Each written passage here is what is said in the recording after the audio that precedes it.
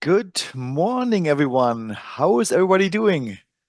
Welcome to our live trading workshop. It is December 12th, 2024, 9:30 a.m. The market, or the cash market, I should say, has just opened. And, what better time to put on a live trading session to showcase how to trade with Volume IQ, or brand new indicator, and Liquidity IQ, and how these two indicators work together to find interesting setups we're going to discover today in this session. But of course, before we get started, a quick reminder that there we go, that trading does contain substantial risk and therefore is not suited for every investor. If you trade, make sure to only use risk capital, which is money that you actually can afford to lose. When it comes to hypothetical performance or backtest performance, keep in mind that this is not necessarily indicative of future performance, and any trades and trade setups and strategies discussed in this webinar should not be construed as trade advice. These are for educational purposes only. All right, so my name is Daniel Sinek. I'm the guy here on the left-hand side, and together I'm here today in our trading room with Nicholas here on the right-hand side. And Nicholas, of course, the mastermind behind our Volume IQ and Liquidity IQ indicators. So who better bring on today than the guy who created them, our lead developer. And we are, of course, tradingindicators.com. We have, I should say, substantial experience in developing indicators, not just for our own sake, but for clients all over the world. We've written hundreds, almost thousands of them, most of them based on technical analysis. And our latest focus has been on indicators which will simplify your trading life. So these could be quality of life indicators, or perhaps indicators which will segregate the noise from whatever is significant on your price chart. Simplifying your trading, helping you making clearer, more well-informed trading decision. All right. So, and of course, we do believe in technical analysis, but that doesn't mean that we ignore fundamentals completely. And one thing that we always like to do when it comes to live trading workshops is to quickly check if there's anything fundamentally big happening today. So let's have a look at the market news today, at the market events, to see what is happening today. So if you use TradingView, what you can do is you can just remove this a little bit here. You can simply go to your TradingView chart, and on the right-hand side, all the way down here, you have a calendar icon. Click on it.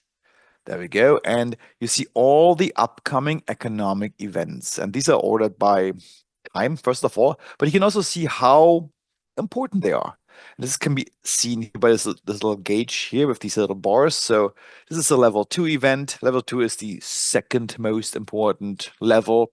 We also have level 3. And one thing I like to do is to only focus on level 3 events. So I'm clicking on this little filter icon here, only high importance events. And we can see today, what do we have today? So this already happened, 8:15, 8:30. ECB press conference, and then the next one is only at night when the Japanese manufacturing numbers are coming up. All right, so nothing big happening today. That's, I guess, is good news. So at least we will not be caught off guard by some, big events which can shake the market unexpectedly. Okay, so that's good. But let me go back to my slides one more time, because there are a couple of ground rules which we all need to be aware of. So the focus today is really on day trading, and mostly in the future space. Why day trading?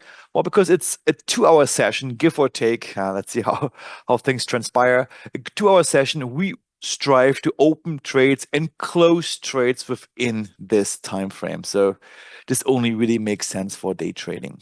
And we're going to focus on futures primarily. Futures tend to, first of all, that's what Nicholas trades all the time. So he's really an expert in trading futures. And when it comes to trading with Liquidity IQ and Volume IQ,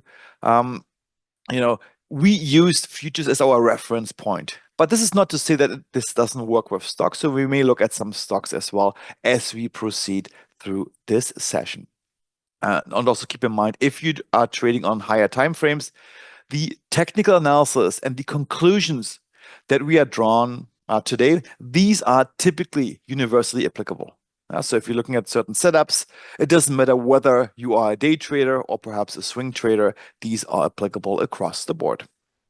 Today, we will also use TradingView. Why? Well, first of all, Volume IQ is only available for TradingView right now. We are working on other platforms, but for now, it is only available for TradingView. And as such, it is the greatest common denominator.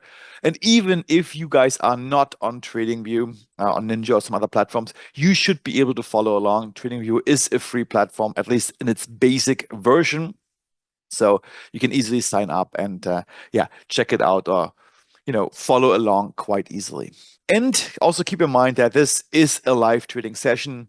And as the name suggests, we will strive to take trades. So trades should not be forced, but today we may need to force trades just for the sake of illustrating how we are looking at setups, how we would react to setups, even if they are not completely perfect. But we're going to let you know what we are looking for. And hopefully the market will give us something very interesting today. But, it's live trading. You never know. At some points, we would like to at least take a couple of trades today in this trading session. And how we are set up and how we are connecting to our broker, we're going to showcase to you as well in this session. All right. And also one last thing. Is every trade going to be a winner? No, maybe, but of course, this cannot be guaranteed. There is no such strategy which will guarantee such a thing. If somebody tells you this, he is lying to you. So this is not the case, but we will do everything in our power to, of course, try to get a winner. So we're going to looking at Liquidity IQ. I'm going to go to my next slide here. We're going to use Liquidity IQ to establish key market levels in terms of resistance and support levels. These, of course, are important because we know where there are natural barriers of support and resistance. How much room potentially does a trade have, and so forth, just to give us some market context. And then, of course, we are going to use Volume IQ as our microscope to intelligently pinpoint trades once we have established our market structure. And of course, these trades will be picked based on the readings that our Volume IQ indicator will give us. So these are two key indicators we are going to be using today.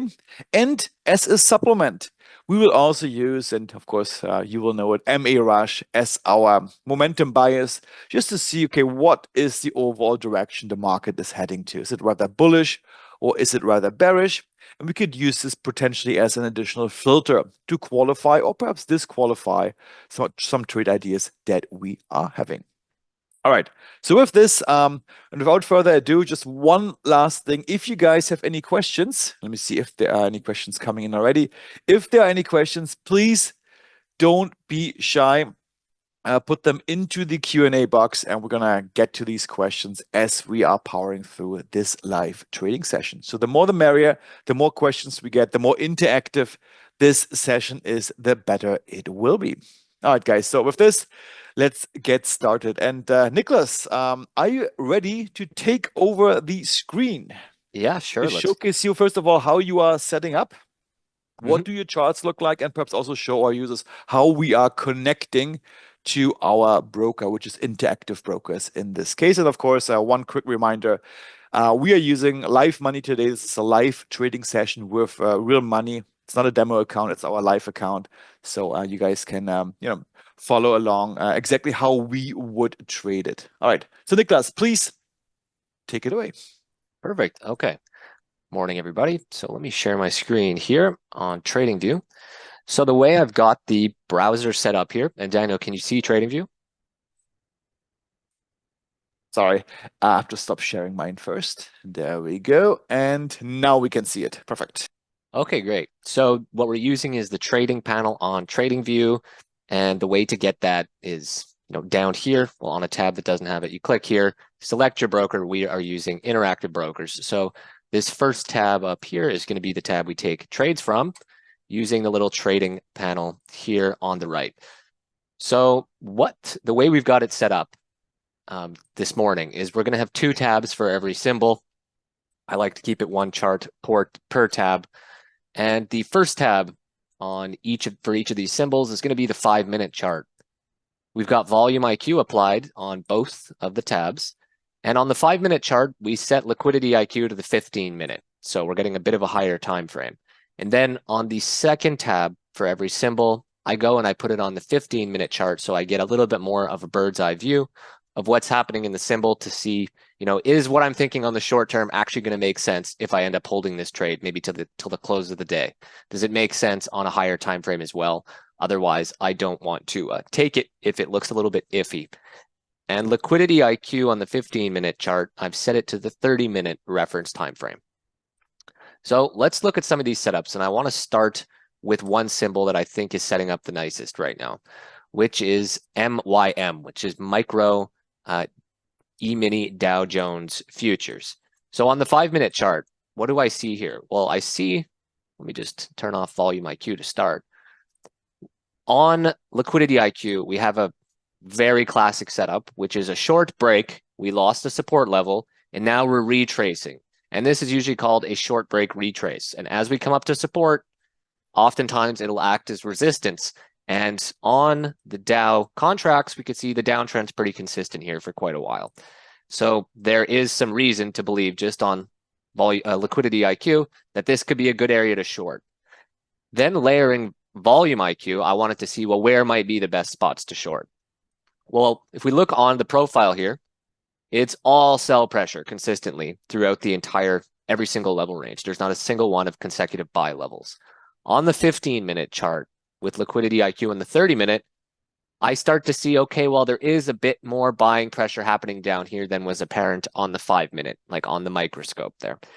Once we zoom out a bit, we can see there's buying pressure building here. But then once we get above this support, we retrace, we start to enter into where there's lots of selling pressure. I want to kind of take a precise entry and know where to place my stop and target, or at least have a decent idea. And on the 5-minute chart here, let me just change this so we don't have the time staggering. We have a tier 2 sell, which means basically based on the information volume IQ has, this right here is a great place to short. We're at 44,258. That's a good place to short, but we're also in a sell zone here. So what I think is a good idea, and Daniel, correct me if I'm wrong, is we enter in one contract short now, which is basically the liquidity IQ play. We will take an add if we come all the way up here, and then we're putting our stop right in this blue zone, in the buy zone. I think that's a good idea. And this is a setup which is setting up very right away this morning. The cash market just opened. And while you're setting up, Nick, make this a little bit slower so people can follow along. So what are we doing right now? So you took a short trade at this level of one contract at this micro Dow. Yeah, right now we don't have a stop loss yet. We're gonna set it in a second. And the reason Ron was asking why we are taking this short trade is because this is one of our classic setups of liquidity IQ. It's called the short break retrace. And maybe Nicholas, just real quick to explain it to Ron, what was happening here is we broke below, and keep up this chart. This is fine. We Sure. broke below support. Well, I guess technically it was resistance at the time, but we broke above this key level there. 1 second, it should load in a moment, Daniel. I just switched over to the 5-minute so we can see what we're thinking with volume IQ. So here, yes, this was the break you're talking about, right? Yeah, the break happened there. And now we came back up all the way to this broken level. And this is a classic setup because oftentimes when this happens, the broken level will then act as resistance. And hopefully we're going to see this in this case as well, so that price will bounce off from this level to the short side. This is one of our classic setups, and we like it. This is just actually a pure, in this case, a pure liquidity IQ play, which is one of our other key indicators. But we're gonna add in volume IQ information as well, because Nicholas said we're gonna add into this position at the level 2 tier buy area, which is all the way up there. And you can tell. Sell area, just up here. Yeah. Sell, of course. And you can tell this is level 2 because do you see the little block above this action zone? This little red, maybe highlight this, Nicholas, real quick. Yep, I'm just changing my mouse. This one there. This block is bigger And the other ones. Do you see these ones? These ones are small. This means it's level one, the small ones. This one is level one buy. This is a level one or tier one sell below this as well. But the one which is right above price right now, this reddish zone, this block is bigger. And this is a level two, level tier two sell area. And to us, and Nicholas, maybe explain a little bit what that means in terms of just volume IQ. Sure. What is the setup? What does this tell us to our users? The setup. It basically tells us there's multiple things, and I'm going to go through just the intuitive logic. And once you use volume IQ a lot, you'll start to understand roughly. We're going to cover this more in the masterclass tomorrow. You'll understand, well, why is it probably making this a tier two sell? Well, the reason why it's saying this is a tier two sell is that number one, it sees that the overall chart bias currently on this time frame is bearish. That's why these guidelines are red down here and up here, bordering the volume profile. The second reason is because price is below this, what's called a high volume node, which you can kind of think of it like a cluster or a bunching of high volume price levels. So around 44,300 here, we can see the profile really juts out. And why this is a tier two sell, most likely the factors coming together. There's a couple different instances where we can have a tier two sell. But right here, it's because this is going to act as a ceiling. So where there's high volume and like high density in the volume profile, it tends to slow down price movement once we get up to there because liquidity starts pouring in once we get in here. There's lots of trading volume. So because we're in a downtrend, we are below this level. The profile or volume IQ is thinking once we get up there, that might act as resistance. So it's saying, hey, there's a tier two sell. So why did we go short down here? Well, once we came up to this level, and by the way, we were saying that our whole idea here is that this support level, which was broken back here, is going to act as resistance, and it's going to bounce off and go back down. Now, that's the reason why we have this big box around the support level in liquidity IQ is this is kind of like a tolerance threshold. It's just a rough guide telling you, hey, yeah, that might happen. We might come up and it might act as resistance, but that doesn't mean it's going to come directly exactly up to the line and touch it and then go back down. There's a lot of room for error. It might fly up to here depending on current volatility. So it tells you with this box, hey, yeah, we might bounce off of it, but don't think we're just touching that level. This whole range can still be considered logical. So what I did here is I put my foot in the door, or what we did, we put our foot in the door because we did start entering into an area. We're at the top end of where people, where there's traders, put a lot of selling pressure. And this is on the 5 minute. And I'm talking over here, what we call bias blocks. And let me just make a change here so that's a little bit more clear.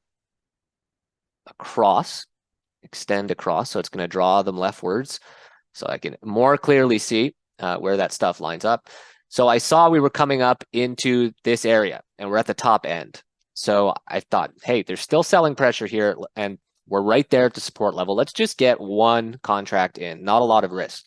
Nicholas, wait, keep this chart up for a second. We do have a question from Ku. He wants to know, just in layman's terms, and we're going to expand on this, of course, tomorrow in our masterclass. What is, maybe just a couple of sentences, the difference between a tier one and tier two action zone? Tier two tends to make sense for entries because they're at areas on the profile which line up with the overall trend and nearby buying and selling pressure. And they are usually placed almost every single time at high volume nodes. So these are often good times to take entries and prices and areas where price will kind of launch off from or bounce off from. So tier twos, I like to look at them as entries. Tier one are for exits and adding or scaling in. Now, that's just a rule of thumb. Tier twos are the good entries and tier ones are where you want to place your stops and targets. But tomorrow you want it in layman's terms. Tomorrow, we're really going to explain exactly what they mean and why they are where they are. So I wanted to go over here now to the 15-minute chart on Dow. So another thing I saw, so we entered in short for one contract here, right? On the 5-minute chart over here, we went short here, one contract, but that's not the extent of our plan, right? We just wanted to get our foot in the door in case it never goes up to here, in case it just reverses downwards, at least we're in for one contract. But the real idea is to enter one short here. Then if we come up to the tier 2 sell zone, we're going to enter in a second contract short. So our average is going to be around here. And where are we going to place our stop? I might as well place it right now, and then we could change the size a little later. I want to place my stop up in this, around this buy zone, because once we get up to this buy zone, which is where? That is around 44,350. On this chart, that's around here. I know that on the 15-minute chart, once we get up to around there, well, now not only has this sell pressure area failed to really sell price downwards, it's not really holding up. People are buying, even though there used to be sell pressure. But now we then start to have a bullish base of buying pressure down here. We're above support. It's not looking so bearish anymore if we start to come up to this area. And that's why the indicator is telling me, hey, this area is probably a good place to cover, right? I was saying that the tier 2-1 areas are usually for where you place your stops, targets, exits. So in this case, because we're going to be short at this point in time, that's where I'm going to cover. So we're going to place our stop around 44,000. Let's give it 363, because that's, on this chart, that is way up here. We're more than halfway through this area. And on this chart, we're also going to be more than halfway near the next place there's selling pressure. So one of the ways I would intuitively think about this, sorry, Dan, I just want to finish this thought quickly, is if we add in short here, I'm not terrified that, if we add in another short here, we'll be averaged around here. I'm not terrified if we start to get into the bottom range of this tier 2-1 buy zone like here. I'm not going to cover there, because as we're getting up there, this is just a warning, right? That's why it's tier 1. It's saying you might want to consider buying or covering in this blue zone. But then I also notice, well, look at this bias block. There's a lot of selling pressure here. So I'm not going to cover right as we get into the bottom of this. I'm going to wait to see, are we really starting to, is it starting to fulfill itself? It's fulfill the expectation that this is a good place to buy. Are we pushing up still through where there used to be selling pressure? Then I'm going to cover it. So that's why we're going to put it right around the middle. And another reason why we want to put our stop not too far away, and Nicholas talked about, hey, perhaps this sell zone would have failed if price goes all the way up there, is because another play here is our liquidity IQ short break retrace setup, the classic one. So obviously, if price goes all the way up there to this buy zone, then this retrace did not hold up. Resistance has not held up, and this setup didn't plan out. So this is another reason why we would place our stop fairly nearby. Exactly. And one thing I want to point out, and it's equivalent for liquidity IQ and volume IQ. Let me just change. And if you don't want the boxes to extend rightwards, the further they are from price, sometimes it can be a little hard to read. And keep this on just for 1 second, Nicholas. The time staggering. Oh, because I wanted to. Sure. 1 second. Sorry. This is just a feature which we thought could be handy. Do you see how these action boxes are like layered to the right? So they extend to the right. We call this feature time staggering. And the idea here is, okay, these are further away from price as we go higher up. Price may take a bit longer to reach these areas. And kind of by staggering them to the right, having those indented to the right almost, the further they are away from price, you get perhaps at least an intuitive feeling how long, if price would really go into this direction, it would take price to reach these levels. And this is what we call time staggering. Thanks, Daniel. Great explanation. So I'm actually going to turn it off now, because sometimes it can be a little hard to read. And one thing we see happening here is look at all this overlap. This is one reason why sometimes time staggering is good to have, right? So you can more easily, it's actually more legible with it on, I realize, right now. But one thing I wanted to point out, so you understand, because if you're using the indicator, of course, I know how it works inside and out. It's very good to understand everything so you make sense of it. So right now, this red candle is very large, and the preceding candles are also very large relative to, let's say, these candles, because it's the market open and volatility is high. The size of these ranges will increase and decrease with volatility. So when volatility is high, these ranges are going to get bigger. When it's a little lower, see, they got smaller. This candle's smaller. And the reason why is because it's always looking at what's called average true range, which is like the recent volatility, and either enlarging or decreasing the size of these boxes. The reason for that is when volatility is high, let's say we come up to this tier 2 sell zone, well, you can't necessarily expect it to come directly to the center of that if volatility is high, because when volatility is high, price is erratic, and things move really quick. It's the same reason why these boxes, these zones, these like tolerance thresholds around the liquidity IQ levels also increase and decrease with volatility. Because if some crazy news comes out, this might act as resistance if we fly all the way up there. But depending on how crazy the news is and how much volume is pouring into the market in that instance, it might act as resistance, but price might actually fly right up to here and then quickly drop back down through it. Whereas opposed to if there wasn't a lot of volume, maybe the people who like to sell up there, the traders that like to sell and create that resistance, are going to be able to get their orders in right there at that price level. Nicholas, let's answer two questions as they came in. One question came in by Ron. Can you quickly hide volume IQ just Sure. because he's a user of liquidity IQ? He doesn't have volume IQ yet. And he was wondering, okay, how would have liquidity IQ helped us to find this trade? And actually, the main reason why we took this trade, this particular one, is because of liquidity IQ. It has our classic zone break retrace setup. It's one of our favorite ones, where we have a zone break, price came up, basically the market tries to fake you out, it came up again to that broken zone, which is now acting as resistance, a great opportunity to re-enter into the short trade. And by just looking at liquidity IQ, how would you trade this? Well, almost exactly the same way as we've done right now, even though now we just added a little bit of volume IQ information in there.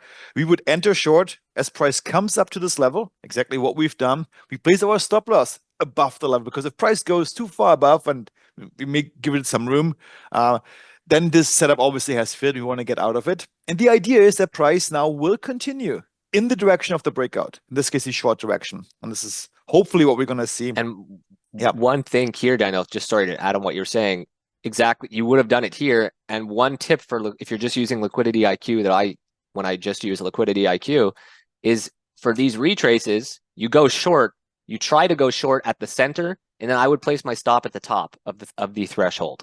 Like you go short here, place your stop there. Another method is you scale in one once you hit the bottom of this box, scale in another once you hit the center, and then put your stop a little bit above here. Sorry to cut you off, Dan. Yeah, perfect. So we're gonna keep doing this, Ron. So this workshop is dedicated to both these indicators. We're gonna mix and match them as we see fit. All right, so that's that. And then one more question that came in by Chris. He said, "Is time staggering enabled by default?" I don't think it is, Nicholas. Right? They are stacked by default. Let me check. Let me just reset the settings. It's on by default.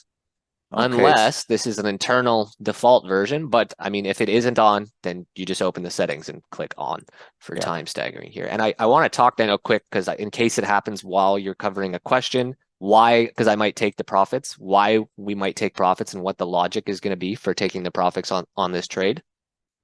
So we are still inside of this area that has a bunch of selling pressure between 44,175 to 44,260. We'll see what happens. We're still following that initial idea to short another contract up here. But I also see on the 15-minute chart, and look, actually that buy bias got taken out, but I am aware that we're let's just move a bit slower through the chart. I think that's a bit sorry. Yeah. So it's easier to follow. I'm staying aware that we are kind of rebounding, right? We're setting higher lows here up to this support level. So our selling pressure, where we have consecutive levels where there's lots of sellers, starts to peter out around 44,170 down here. That's where it's no longer clear. That's where there's actually two consecutive levels of buying pressure right here. And that's kind of what has driven this upward move today, is there was lots of buyers down here as opposed to all the sellers up here. So if we do drop down to this level, we're going to watch to see what happens, but there's a good chance we're just going to take our profits and hop out. So if we're covering a question and we drop down to there and I exit, just know that's why. Correct. And there was one more question that came in, but I think we may leave this for tomorrow from Jürgen. He wants to know, why do buy and sell action zones sometimes overlap? Just like the one above price right now, where we have the tier two, and below this the tier two selling and the tier one buying. There seems to be a bit of an overlap, but I think this might also just be I guess a visual thing, right, No, Nicholas? they overlap, that's for sure. Okay. And Okay. one thing, I mean, what we were talking about before, that's a factor, and we're going to cover it more tomorrow. But like I was saying, these change with the amount of volume. So right now, sorry, volatility. So right now, this tier one buy zone is actually centered at 44,280, let's say. And this tier two sell is centered at 44,310. But because there's so much volatility, they got really large and they overlap. So even though this might be suggested as a tier one, like a warning that you might want to buy or cover your short, it's kind of telling you that, yeah, that logic is relevant for this whole range right now. And this tier two sell, well, that's kind of a good place to sell even for this entire range.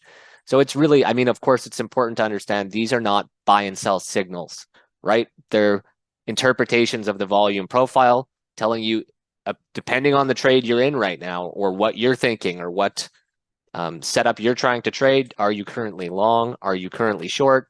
These are just suggestions, and they're based on an interpretation of the volume profile. So it's not like the indicator is telling you buy here and sell here. No, it's just telling you this is a really good area to short, but it's also probably a good spot to maybe cover a part of your position or consider exiting. There's a lot of factors at play here. One interpretation here, for example, might be, let's say I was short from all the way up here and price came down here and then it starts bouncing upwards and I see there's a tier one buy and a tier two sell. Well, what I might do is cover some of my profits as we get into the buy area, thinking, hey, I'll cover just to be safe. But then if we come back up here, I'll re-short because I'll get a higher price to enter in short. So yeah, I think we'll do a better job explaining. And Nicholas, real quick, from Ku, what is the visual clue to distinguish between a tier one and tier two? These blocks here. So let me get maybe a clearer chart here. Okay, this is a good clear one. So, and look, here's a lot of overlap happening here because on this chart, there's a ton of volume and it just so happens, volatility. It just so happens on this chart that all of the high volume and low volume nodes are staggered in really nearby areas, which is why all these levels are overlapping, mostly due to the high volatility. Okay, so to tell if a signal, I'm just going to bear with me here, hop to another chart. Okay, this is a little neater. The boxes that have one rectangle like this are tier one. And the ones that have two rectangles, you can see now it becomes a square basically, are tier two. So this right here is a tier two. You can see this is a bigger rectangle or square above it as a label, and this is tier one. So there's only two tiers, and tier ones are the ones with the thin rectangle. Tier twos have the thicker square above them. And I think, that would be a great feature to add, Daniel, is maybe I'll get to that later today because it's so easy to publish updates on TradingView, is to put an option so that you can increase or change the font size of this label, and also that maybe you could switch it to a number instead of a rectangle. So one instead of two. One or two. Okay, so here I'm going to hop back. That's a good idea. And Nicholas, I'm just going to say one quick thing before we hop back to this one is before we forget. So Ron wanted to know, will there be time today? I think we will have time at some point to look at some daily charts as well, mainly from the perspective of liquidity IQ. So yes, Ron, I think once we went through our futures charts, we're also going to look at some higher time frame swing trading setups. Absolutely. Perfect. Okay, so I'm actually going to consider taking our trade profits right now because it's doing exactly what I said. Is once it comes back down into this area of these two levels of buy bias, right here you can see. So again, my thinking was there's all sell pressure here. That's the bias block. But then look here, there's no bias block because it's not clear. There's two buy levels, a sell level, two neutral levels. I want to see, are these two buy levels going to hold up? Well, one of them just turned neutral. So I'm not going to take our profits yet because we might accelerate as we get back down here. And guys, this is But Nicholas, keep this up and real quick. This I'm actually taking our profits, Daniel. Sorry, I don't want to be greedy, and I want to move on to another symbol. But Okay, but do you see, guys, how fast price started moving in this area where we are right now? And this is not by coincidence. And we believe, and of course, up for interpretation, but our thinking is, hey, that's an area where volume is low, historically speaking, very little. Oftentimes, when you see this, price basically has no boundary at ever. It just often powers through that area. And we saw this big ball there and how easy price was navigating through this area. That's what I was thinking, Niklas. Keep it up for a little bit. I think we're gonna hit the lower end, but it's good. It's good to be not greedy, and I usually am more the conservative person. But you can see a little bit how easy price powers through this area, and this is oftentimes the case when we have these low volume areas because nothing is holding price back to keep on moving. And if you contrast this to areas where volume is high, it's quite the opposite. In those areas, typically, price likes to hang out. It takes its dear time to move to this area. And, this is another great use case of why volume profiles are so insightful because you can find these areas where price may just power through with ease. Of course, it's not always the case, but often you can observe this, or where price will just hang out and, take its dear time. yeah, and Daniel, I think that's a great point, and it's something we're going to touch on tomorrow, and it's something integral to how the action zones are determined. So a volume profile is really a reading of how volume acted over time. So it's volume over time. It looks back around 500 bars in this case, and it shows, well, where was the most volume? Now, just thinking logically or intuitively, the areas that have the most volume. So on this profile, this is what we call the zone of control, right? That's where clearly the most volume was because the volume profile juts out here. That was the most volume. Now, if a volume profile is a reading of volume over time and the most volume is here, well, chances are the most time is also here. This is where price spent the most time.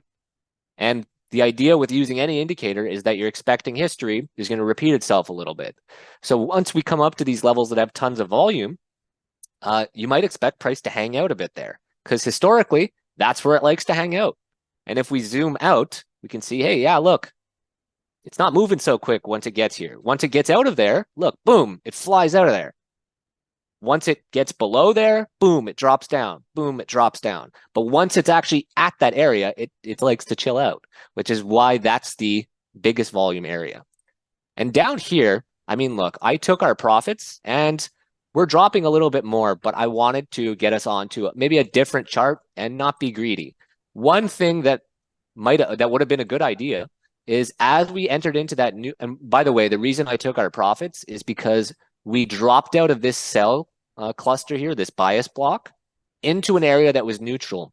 So everything was no longer lining up for me.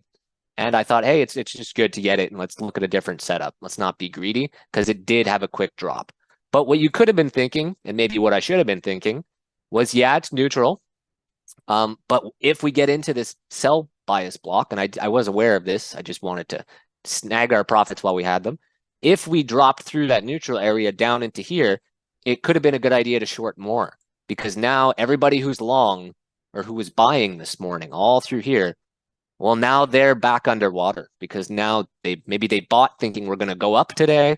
And then price enters back in all of a sudden to where everyone likes to sell. See these bars here have way more sell volume. It's a bias block. And yeah, so it looks like that's happening. Now at this point, right here, the indicator is telling you tier one sell. So on this chart, this is a terrible spot to enter into a short trade. Absolutely terrible.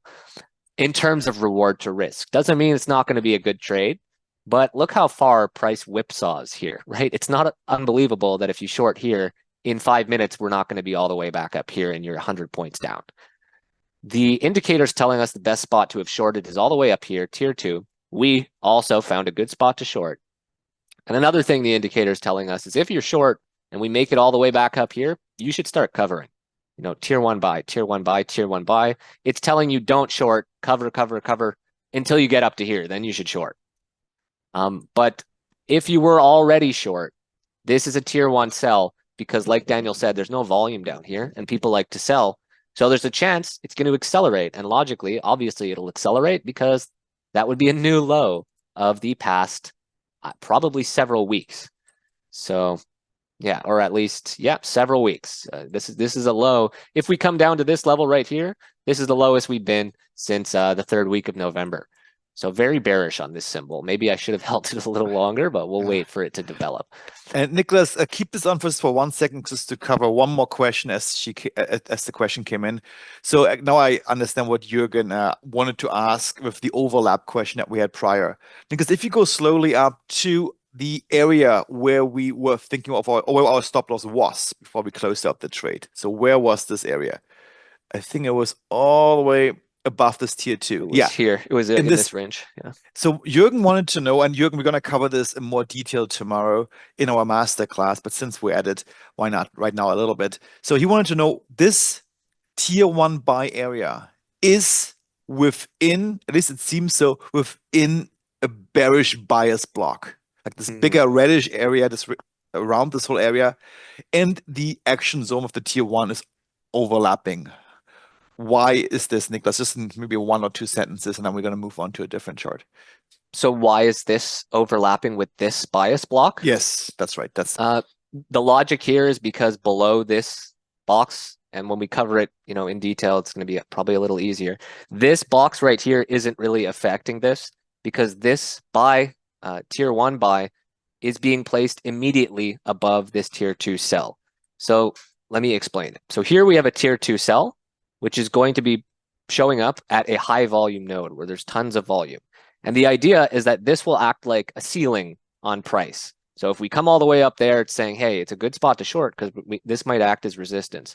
But then this is a tier 1 buy because, and there's a lot of factors, this is why it's kind of difficult if we're doing it well now, but we have a short bias, right? Up here, the bias guideline telling us things are bearish.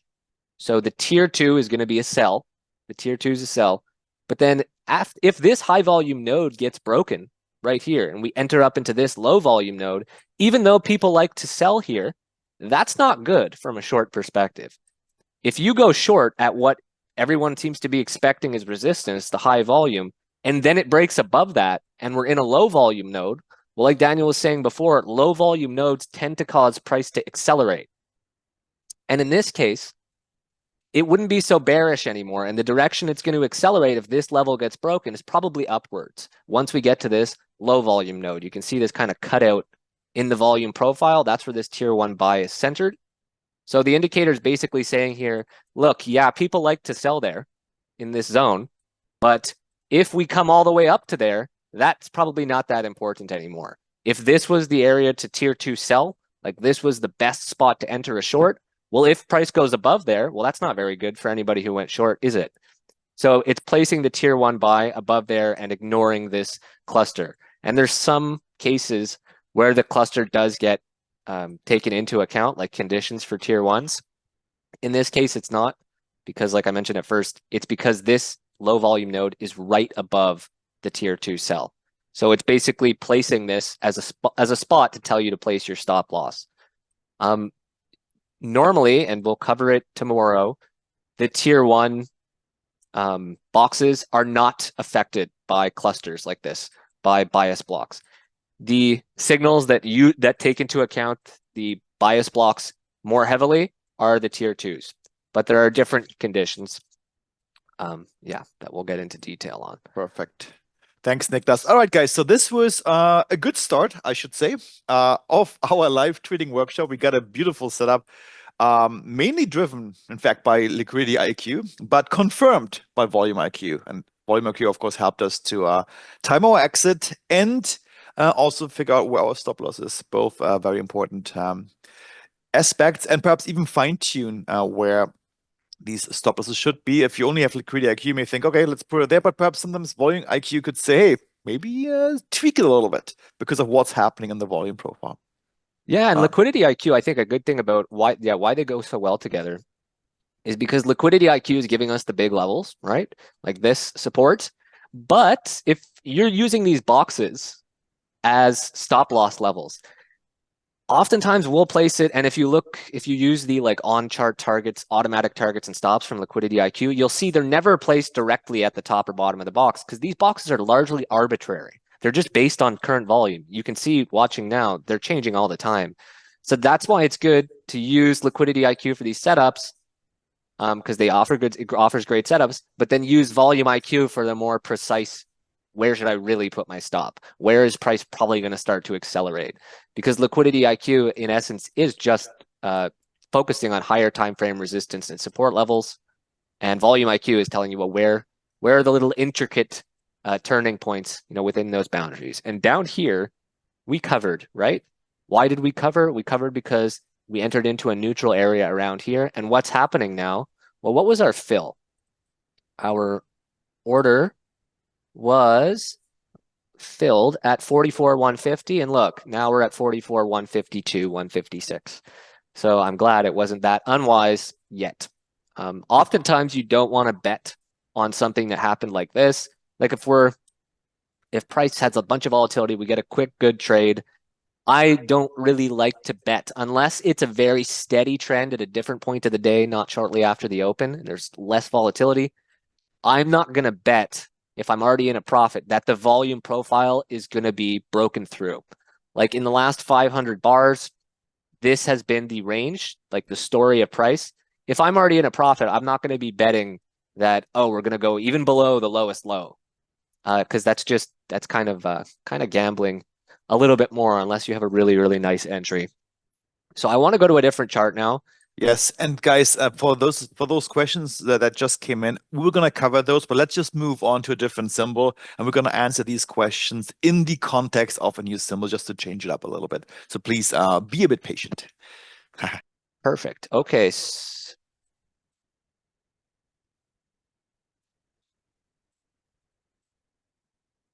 I think you're muted, Daniel. I'm sorry. What I wanted to say is, at least on my screen, there is a bit of a delay when we are sharing screens. So just, Nicholas, keep it nice and slow so we can Slow follow it along down. easy. Yes, of course. Oh, Okay, perfect. so we had a couple different symbols, right? So we just traded Dow. I'm done with Dow. I don't want to look at this again unless we come all the way up into basically for that same setup a second time. So we're going to put that on the back burner. The other symbols we were looking at are NQ, oil, CL, and then gold. So let's start looking at NQ. And the best setup I liked out of all of these was the Dow. That's why we took that trade. The next was gold. I didn't really like how NQ looked. I thought it was not very clear what's going to happen. But let's take a look at it a second time. So I'm going to hop over actually to this tab here, the 15-minute NQ chart. Now here is why I didn't like this symbol today. I thought, I want to wait. It's not clear to me what's a smart trade. So what's happening on the 15-minute chart here? Well, price came down yesterday, bounced off of here, and then broke out through this resistance and actually set all-time highs yesterday. Okay, so very bullish, set all-time highs. Then people took their profits. We drifted back this morning and started dropping down. Now, what this looked like to me was potentially a zone break retrace, because look at this. On the 15-minute chart, we broke out through this level. Then we started to drift. I was thinking, hey, well, we should go long if it comes down to this resistance. Another reason why I thought that was look on the right here. That's where all the buying pressure is. And actually that resistance level that was broken is right in smack dab in the center. So these are two things that are nice if I'm considering taking a long. Here's another thing. Right in the middle of this is the resistance. That level is a nice big round number that makes it easy for me to think, is it working out or not? 21,600.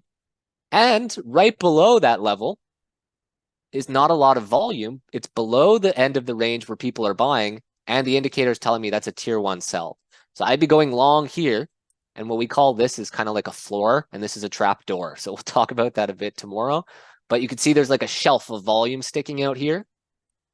That tells me that might act as support if we come back down there.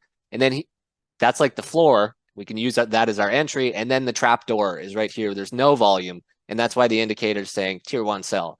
So I take the entry at 21,600 and place my stop at like 21,560. But here's why I didn't like that trade. I didn't want to take that. This is on the 15-minute. And cool, everything looked good, but guess what? There's no tier 1 or tier 2 buy zone down there right now.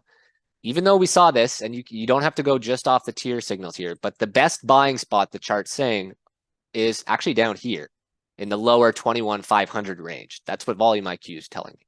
The other reason I didn't like this is on the 15-minute. You can see the guideline is bullish, but on the 5-minute, the 5-minute chart's bearish. So I didn't like that we've had this much of a downward momentum. And with the time frame that we're going to be trading today, like, we're not trading for 4 or 5 hours straight. We want to be focusing on the 5-minute. I didn't like that it disagreed with the 15-minute chart. So this one's saying bearish, and then the 15-minute saying bullish. And actually, if you look here, if we go above this, I think this might swap to a buy. But the 5-minute volume IQ is telling me there's a tier 2 sell right here. So on the 15-minute, maybe longer term, this is a decent area to buy in. But on the 5-minute, it's kind of saying, you might want a short here. And just the way that everything is lining up, like we have a short here, and then we still have these buy zones like we do on the 15-minute, just didn't look that nice to me. This actually might be a great short, but it might have also been a good long in the longer term to go in down here. So because there's so much indecision, I didn't think it looked that great.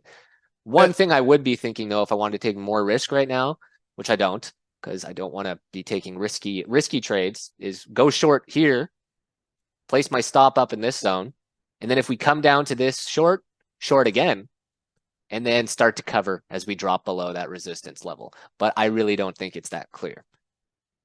Okay, so perfect, Nicholas. 2 questions I think that we can answer or get out of the door right now is Matthias wants to know, so if time staggering is on and price, moves past those action zones, will they ever go out of scope where they are not valid anymore?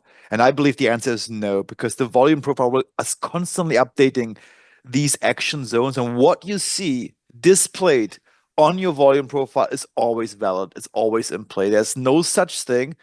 Just like with Liquidity IQ, you may have something that goes out of scope. And an old level, it's not valid anymore because it stopped printing. This is not the case with Volume IQ. Volume IQ will always give you an up-to-date picture. So everything you see there is technically in scope all the time. Because these things update as new volume rolls in, as new price action rolls in. Yeah, and and just on that point, so it's always current. But the volume profiles are based on a look back. So this information is based on, let's say all the way back to here. This zone exists right now because this is an interpretation of the different high and low volume nodes in the profile. So this is a low volume node. It's like a cutout of the histogram. And then this is a jut out where price is jutting out. This is a high volume node, and these are low volume nodes. As more data rolls in, like if a ton of volume just flies in the chart right now, these might change because the interpretation might change. So if that's what you meant by out of scope, then it's always updating. One more thing real quick, and then we're good with the questions for now. Keith wants to know about the colors of our bias lines. The first thing I think he wanted to know is, are they always the same color, top and bottom? And the answer is yes. So if you look at the bias lines all the way at the top of the volume profile or all the way at the bottom, these have a certain color. If it's bluish or greenish, it means the overall bias of the market is bullish. And if they're like reddish or pinkish, it means it's bearish. But they always match. There's never going to be a case where one is bullish on top, let's say, and the other one is bearish. These always match because there can only be one bias per time frame. Yes. Okay, so looking here, and I want to see now. This is a good example of, and about that question about going out of scope. One good rule of thumb is that these levels like this, they probably aren't going to change unless price gets up to there and the volume changes in that area, or the overall bias changes. Now, here's a good example of a level changing. So what happened here? Remember, this was a tier 2 sell, and I was saying I don't really like it because on the 15-minute chart, things are different. The 15-minute chart's bullish. So I did not like that on the 5-minute chart, this was a tier 2 sell. Now look, it's not a tier 2 sell anymore. Why is that? Well, because price came up to there, it didn't act as resistance, and a bias block started to form. All of a sudden, the volume here shifted to distinctly bullish, and price broke above it. So now the indicator's thinking, even though we're overall have a bearish bias, well, what we thought was the best place to short as resistance now might be acting as support. So now it's saying this is a good spot to enter long, and then this is a good spot to buy even more. So now it's kind of lining up with the 15-minute chart a little more. So maybe it's a little clearer. I still don't like this because I still do see, just like these guidelines are telling me, yeah, there's a tier 2 buy. It's telling you it's probably the best trade to take here, but I'm using my own discretion and saying, hey, I'm not so sure because I think it's possible we might pull back a bit more, even though, NQ is 10 minutes away in terms of potential price action from setting all-time highs yet again. So the chart I want to look at now that I think is a little bit clearer for us. And another thing here on this chart is another reason why I might not be crazy about entering long here is I don't really see a wise spot to place my stop loss, except all the way down here. And for me, that's too far. That's at this point, that's 100 points away. So we're going to ignore this. I want to look at gold though. So here, I'm going to start off on the 15-minute chart of gold. And maybe let's start with just liquidity IQ. So we see simply what's happening. So gold, now this isn't all-time highs, I don't think, right? Oops, wrong chart. Let me just check on the hourly real quick. Where's the all-time? So this is all, well, may not be all-time, a decade high, but here we're maybe setting up a lower high. On the 15-minute chart, what has happened recently? We were actually talking about this in the Lunch and Learn yesterday. We said that there might be a zone break retrace down to 2,700 where we might want to consider going long. So Tuesday, there was a zone break over through 2,700. Price flew up, dropped down. This was starting to form as a support. It didn't hold. Price just snapped right through it.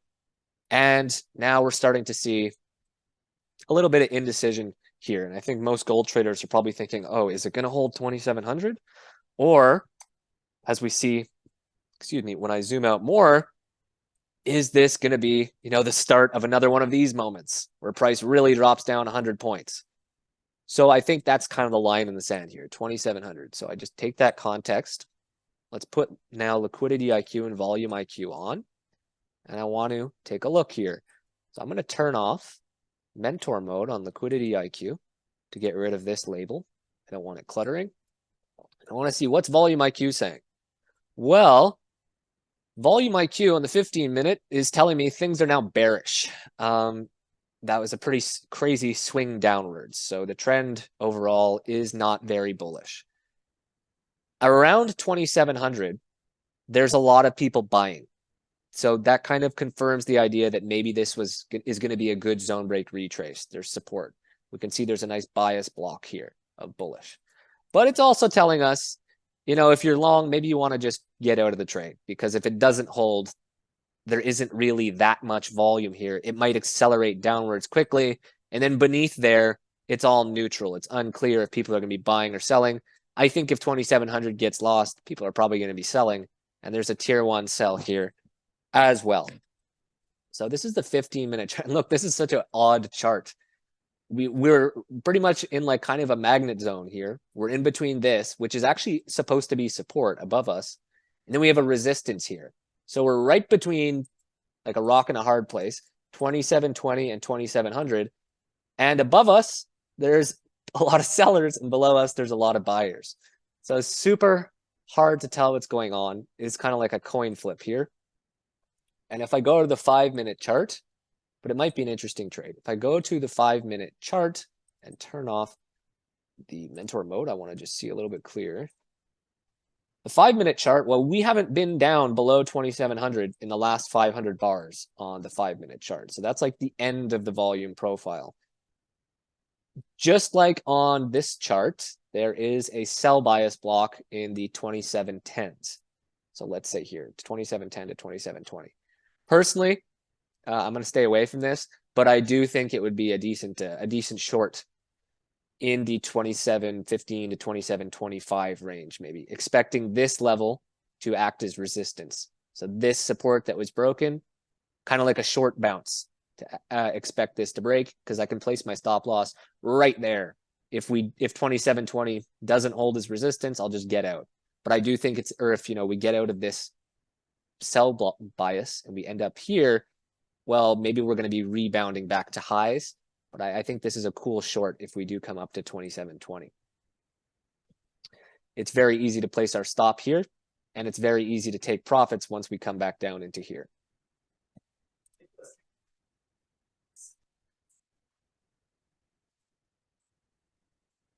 Daniel, you're muted. Oh, I'm sorry. I was just saying, Nicholas, while he was giving the explanation, I was just browsing through some other contracts on the futures space. And because this is also a Liquidity IQ workshop or live trading workshop, let's have a quick look. And only with Liquidity IQ, and unfortunately, the moment has a bit passed already, but the setup is nice at NG, please. NG, natural gas? Yeah, natural gas, Okay. please. And just put Liquidity Yes. IQ on the 5-minute time frame Sure. and use which one did I have here as my reference time frame? Let me just have a quick look. Reference is just chart time frame on the 5-minute. Interesting one there, just because of recent events. It's one of our classics that Nicholas likes to trade all the time. Look what happened. Unfortunately, the moment has passed. But look what happened there. We came up as per Liquidity IQ all the way to this resistance zone. We did have also a liquidity capture. And this is an intraday moment, intra-bar moment, which you need to capture in that second.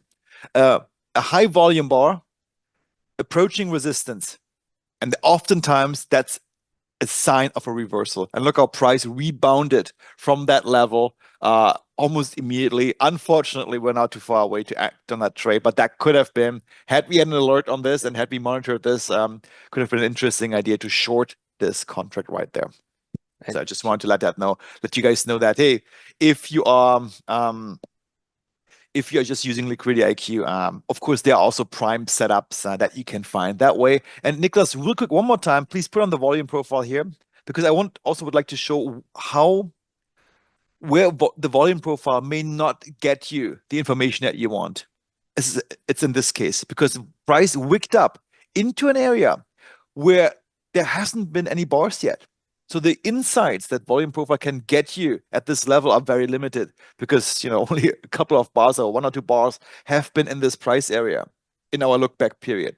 So this is basically some of the limitations of volume IQ, where it cannot give you further insights, but this is where Liquidity IQ steps in with these key resistance and support levels, which you can act on, and the liquidity captures, of course. We can see now too, it's starting to break out. So when we saw that liquidity capture, that was a good sign to maybe you could have taken a short scalp and it still might hold up. And the volume profile here was telling us, even though there wasn't a lot of volume, it was all buyers, it looked like, because it's looking at a lower time frame. So maybe that would have been a good spot to sell, take our profits or short. And then once we wicked back down, a good spot to enter. Long, because we had this like tier 2 buy down here. This is actually a super interesting chart. Look, it's breaking out right now. And liquidity capture here, if you're using Liquidity IQ, I believe, and we'll see. Yeah, there we go. If it does break through the bar, or if it does look like it's breaking out, it's going to disappear. You have to wait for the bar to close for the liquidity capture to be confirmed. Here though, let's see what happens. If we come back down, there might still be a liquidity capture. But look at all this buying pressure. This is very interesting. And we have these 2 resistance levels here. Maybe we could use this one as support. We got a tier 2 buy down here. This might actually be a nice long trade, Daniel.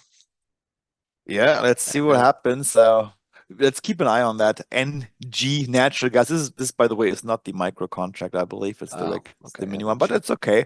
If you have a good setup, we might consider it as a buy setup. If we get down there, maybe we can set an alert for price if it goes to this area.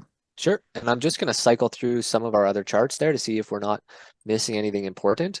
So we never ended up looking at oil. What were we looking for on oil? So this is the 5-minute chart. What's happening here? Wow, oil really got sold down this morning, almost 100 cents here, almost $1. Not very bullish. The good spot to short apparently would have been up here, but I would actually consider shorting if we came up to here because there's selling pressure. And it looks like we might be getting a zone break retrace down to here. There's really not a lot of volume in the profile down here. So even though we're late to the short, this could still be a good spot to short. And on the 15-minute chart, let's take a look here. And I want to look at that natural gas again and look at gold and the trade we took our profit on. So here it looks like another, potential zone break retrace. Tier 2 buy all the way down here. Nothing, I think we missed the boat on oil. MNQ, what's happening here? This is still a tier 2 buy. We already kind of did our analysis here. We're not crazy about it. Gold. Okay, well, gold seems like it's already, we missed the short here. We considered shorting if it came back up to this level. We'll see if that plays out. The Dow Jones, we covered our short. So we went short here. We covered down here. Now look, now this is starting. Now there's no longer, if you remember, there was a sell bias block down here. Now people have been buying again. So it's not distinct sellers down there. It's half, neutral and sell. And now there's actually a bias block of buyers starting to form around the area we covered. Maybe we did contribute to helping that become a buy bias area. What a great call of you, Nicholas, to get out of our position. Thank you. I was thinking to myself, oh my God, what is he doing? But okay, all right. I guess you saw this, but I think in the end we were both a bit right. The fact that hey, price did continue a bit further because this was a really low volume node at the time. Now it's of course a new bars rolled in. It's not the case anymore. But of course then there was support down there at this swing low that we had, and we didn't surpass in the last 500 bars. And the volume profile basically stopped. And you know what? That's actually something of interest because the dimension of the volume profile, the boundaries basically at the lower end and the upper end, these are basically our natural swing points where markets swing down or swing up in the past. And of course, these can be seen as well as support and resistance areas, just by looking at the dimension of the volume profile. Definitely. And there's a setting for that too. If anybody has volume IQ and you haven't seen this yet, there's the data request. So, and also, I thought I had this on by default. When you're on an intraday time frame, like the 5 or 10 minute, I'm pretty sure this will work even with my subscription. I think it looks at the 1 minute, but you can set the detail to intra-bar. So once we do that, it's going to look at an even smaller time frame to try to find zones, and it's going to come up with slightly different information that is actually more detailed. So when I turn this on, it doesn't invalidate what we saw before, but it's a little bit more detailed. We can see that buy block down here, when we're looking at a little bit more detailed data, it's actually, with a little bit more buy volume, it would be the same zone, but we could see, maybe there's not as much buying pressure as we thought. So on this chart here, it's kind of, I don't know if it's going to come up to here or, go down, but I would be looking at this chart. It's still one of the nicest setups we found. You can see how price came up. See, price rebounded, came up. When did it start to stop coming up? When did it rebound again? Back downwards? Once we got into the area, the bottom end of the area where people really like to sell, this sell bias block. So what I'd like to do here probably is I would re-short somewhere around here inside this bias block. I know that the indicator's warning me that, these might be accelerating areas to the upside, but I have a really nice place to put my stop, which is back up at that level that we initially shorted at. Nicholas, please but I'm put not up, going to go short here. yeah, please put up micro silver, SIL, because Chris was pointing out just a couple of minutes ago, there was a really nice tier 2 sell opportunity on silver. And Chris, did you actually end up taking it? I'll Yeah. see. It might have been different on bar data. So let me just check. The tier 2 sell currently is up here.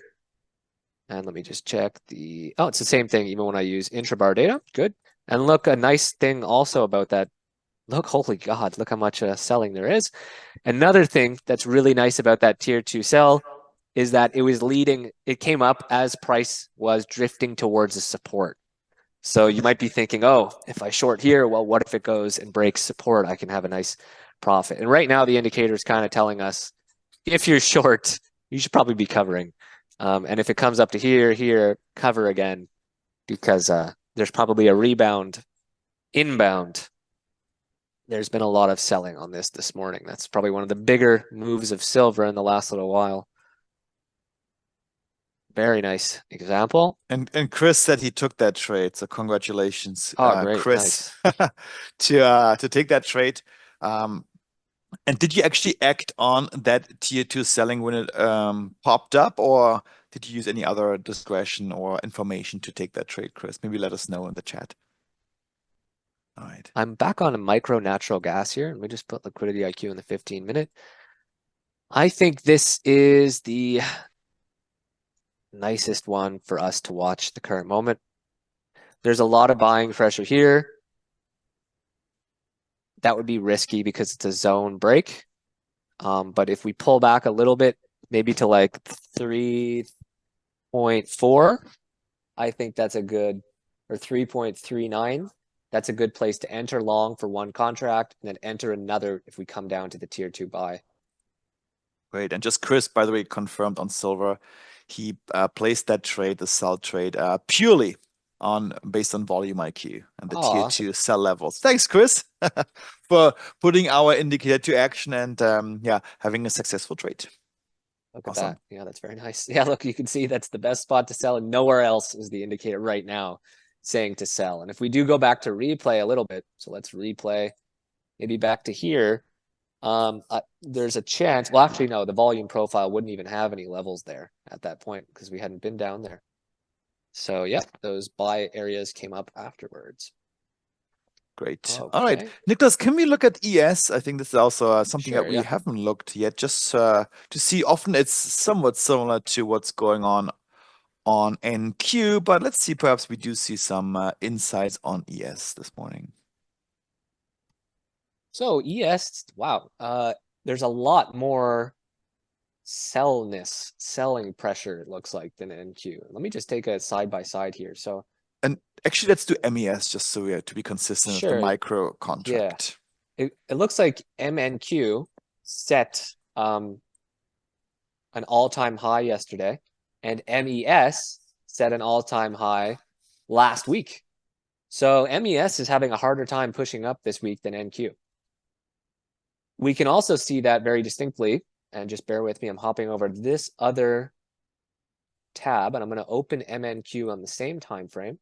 If we look at volume IQ on MNQ, a lot of Qs, that, 1 second, here, okay, we can see it's not distinctly all sell bias, right? There's a big buy block right here. On ES, it's all sell bias everywhere. And on NQ, on the 15-minute, the tier 2 signal is way down here as a buy at 21,500, which is probably a great place to buy 21,500 as support because it's easy to bet that we're going to go up above it or over, and it's easy to determine your reward to risk. Whereas on ES, it's not telling us to go long. It's saying go short up at 6,100, basically, this tier 2 sell.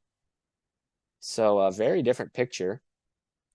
Right now, on this chart, I don't see a trade because we were in these tier 1 buys. Even though we're in this sell bias block, there is still a lot of, it's still kind of holding up. This is a tier 1 sell now, and this will change as more information comes in or if price stays above it, which is kind of saying, hey, it could be a good idea to short here, but it's better to be short from up here and use this as an add. And right above us is an accelerating area, which is like buy, tier 1 buy. You can see there's not a lot of volume here. So what that kind of means intuitively is if we come up to this area chances are we're going to come up to this area because this is going to accelerate price. And logically, just based on how traders, think about round numbers, we are at 60, 80. If we come up to that buy zone is like this, the high 60, 80s, chances are that's going to push us up to a test of 6,100, right? If we're going to 60, 88, there's a good chance we're going to go to 60, 99, something like this. At least that's what I notice on charts. So I would sit on my hands until we come up to here, go short. And a really nice thing about going short here is we can take in one contract or however many contracts, and I can place my stop right here. I'd actually place it right at this resistance level. So we'd be basically betting that price isn't going to break 6,100, go short around 60.95, 60.96, set my stop at 61.02. And another reason to set my stop right above there is, look, that's where the distinct selling pressure ends. It stops being distinctly bearish up here. And I love how volume profiles, that's why I was saying in the Tech Talk, like they tell a story, right? So it sounds kind of corny, but they tell a story. Here it's all selling pressure. Then the selling pressure stops. Well, why does the selling pressure stop? Well, because everybody who's shorting, this is what I would think, this is my intuition. Once price comes up to 60.96, well, everybody's like, okay, maybe I'm wrong. Maybe it's going to go up to 6,100 because that's only 4 points away. So the selling pressure starts to stop. And as we get to the high 60.90s, people start buying. So you can see it stops being distinctly sell. And yeah, people start buying because they're expecting a breakout of such a round number like 6,100. So here, I mean, look, this might be a great place to short. But like I was saying, I think we're a little late to the shorts. And there has been some buying pressure today. It did bounce up. Yeah. All right. The other thing I saw, On symbol-wise, ES, no, on Bitcoin, MBT, on micro Bitcoin futures, we are, but of course, Bitcoin being such a volatile symbol, and even more so in recent days, we are near a tier 2 buy zone in Bitcoin with a bullish bias. So I was thinking, perhaps on the 5 minutes, that could potentially be something of interest. Oh, yeah. But we are a bit far away now. So if price would to come down to this tier 2 buy, you can see it just below price there. Yeah. When I say below price, 1,000 points below price, but that's Bitcoin, of course. It moves so fast. That could be something of interest, but we'll see. Now, of course, Bitcoin approaching this resistance level or above. You can see this by Liquidity IQ. Let's see how it reacts to it. The overall momentum, of course, being bullish in Bitcoin.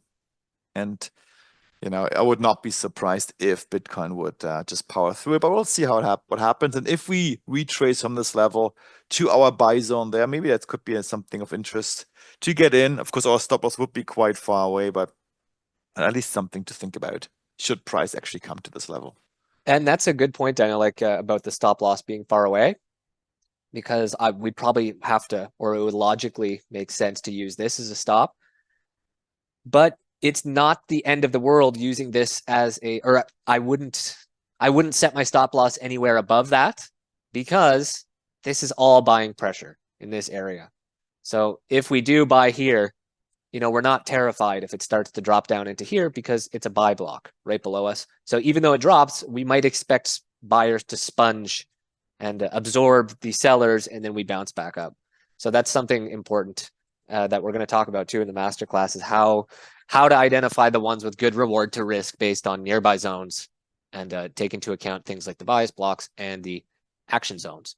So one chart I really like right now is, guess what happened on gold?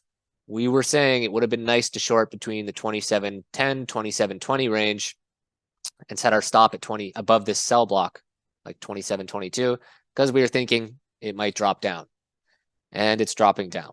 But now we're ending up in an area where there's lots of buying. So I actually would have taken profits here. If we'd shorted up here, I would have taken my profits right here, because I'm thinking, hey, this is, people like to buy here. And this is also a zone break retrace at 2,700. So we didn't, unfortunately, it didn't come up high enough for us to enter, but it's just interesting to see. Bitcoin, we'll let that ride. I'm not sure what to do. On micro natural gas, we were thinking, hey, if it drops down to here-ish, it might be good to take one contract, then a second contract here. So maybe that will be coming up.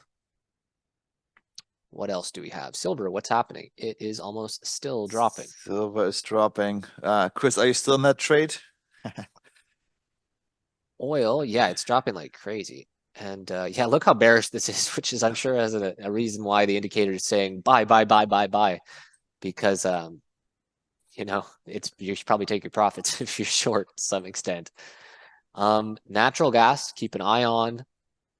Oil, well, we had no setup on oil that we liked. There's the zone break retrace, but there wasn't really much confluence. MES, sorry, Daniel, go ahead. Yeah, and maybe I was saying while the market is kind of in no man's land for a few symbols, let's perhaps look at some of the stock symbols, because people are wondering, hey, how does volume IQ work on longer term stock charts? And also, can we look at some setups that liquidity IQ will give us on perhaps some stock symbols? So let's just go through some classics. Let's start with Microsoft, perhaps. Microsoft, sure. Yeah.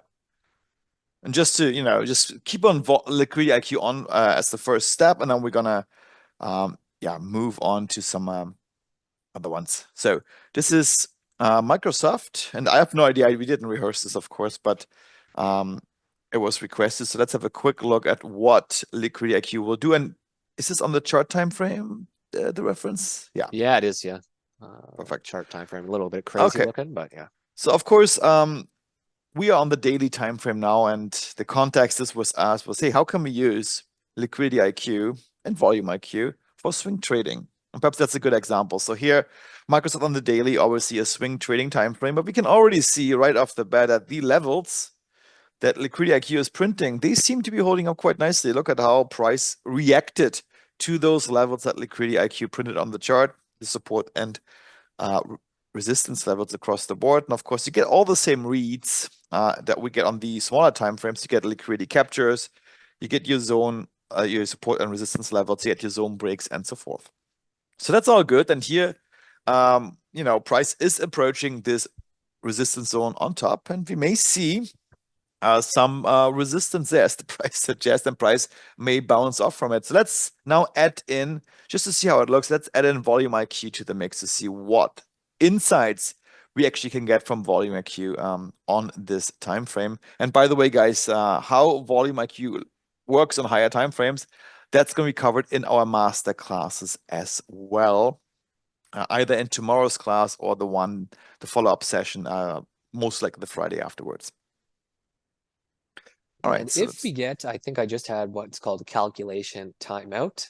I'll see if it happens again, because what I wanted to do here, when you're on the daily time frame, I really suggest setting Volume IQ to intrabar data, because then I think it'll use hourly bars.